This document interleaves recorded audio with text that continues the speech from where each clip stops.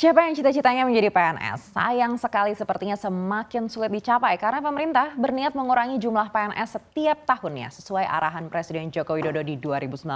Bahkan ada wacana untuk mengganti PNS dengan robot untuk efisiensi. Kita akan bahas singkat dalam Demi Cuan PNS diganti robot. Kita lihat slide yang pertama. Isu pengurangan jumlah PNS ini sebenarnya sudah terdengar sejak 2016 diawali dengan gagasan e-government sebagai sistem pelayanan publik terintegrasi. Pemerintah menemukan kalau kendala pelayanan publik ini adalah birokrasi. Mungkin teman-teman netizen sadar juga ya betapa sulitnya sebenarnya mengurus ini itu dengan panjangnya birokrasi. Nah, inilah yang akan dipangkas dan digantikan dengan teknologi. Menteri Pendayagunaan Aparatur Negara dan Reformasi Birokrasi Cahyokumolo menyebut masih melakukan komunikasi dan menghimpun kebutuhan kementerian lembaga. Namun sudah sangat kuat nih sinyal yang mengatakan kalau di 2022 ini pemerintah berencana kembali tidak melakukan rekrutmen aparatur sipil negara dan pegawai negeri sipil. Jadi rekrutmen ini ya akan dilakukan sesuai kebutuhan saja, bukan besar-besaran seperti dulu begitu ya.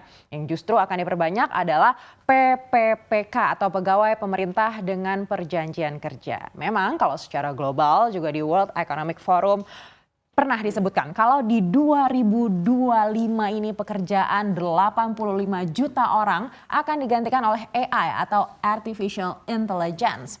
Dan ternyata terlihat nyata dari statement Presiden yang memungkinkan adanya penggantian jabatan struktural PNS menjadi robot. Dan birokrasi akan digantikan juga dengan AI. Tujuan untuk membuat pelayanan masyarakat menjadi lebih sederhana. Dan memang sudah terlihat ya keseriusan pemerintah dari jumlah PNS yang tiap tahun semakin menurun. Kita akan cek seperti apa penurunannya di slide berikutnya.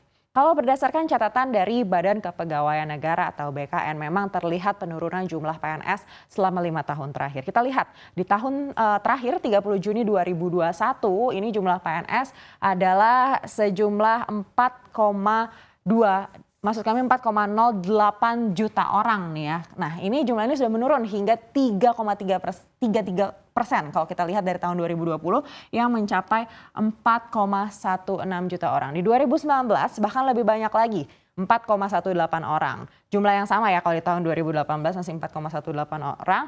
Lalu di 2017 ini juga signifikan 4,28 juta orang. Jadi terlihat memang dengan adanya komitmen e-government di 2016 maka di tahun itu juga rekrutmen PNS ini mulai dikurangi. Baik itu di pusat maupun di daerah. Namun yang semakin terlihat itu di pusat ya yang persentasenya tinggal 23% saja. 77%-nya adalah pemerintah daerah. Tapi ya tentu tidak semua lini akan diganti.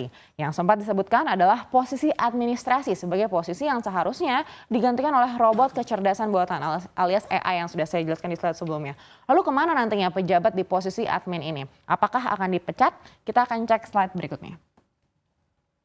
Sejak akhir 2021 kemarin, Menteri Cahyokumolo sudah mengatakan kalau pemerintah akan mulai melakukan penataan pada sekitar 1,6 juta PNS yang akan dirumahkan. Yaitu mereka yang menjabat sebagai tenaga pelaksana atau administrasi. Penataannya seperti apa nih? Jadi pemerintah juga tidak mungkin mempensiunkan 1,6 juta orang itu. Karena artinya kalau dipensiunkan, pemerintah harus memberikan pesangon juga. Dan ini dinilai juga akan memberatkan APBN. Tapi petugas administrasi ini akan dialihkan menjadi guru. Nah, apakah ini nantinya akan ada pendidikan tambahan untuk menjadi guru atau seperti apa? Nanti teknisnya belum ada pembicaraan sejauh itu. Namun jelas pegawai administrasi ini harus ditingkatkan profesionalitasnya. Jika tidak bisa ditingkatkan, maka akan dirumahkan sampai pensiun. Sementara yang perlu datang ke kantor hanyalah pejabat eselon 1 dan juga eselon 2. Nah, eselon 1 dan eselon 2 ini akan menjadi leader untuk menggerakkan dan juga mengorganisir supaya proses perizinan menjadi lebih cepat. Nah, kalau kemarin dilihat di seleksi CPNS 2021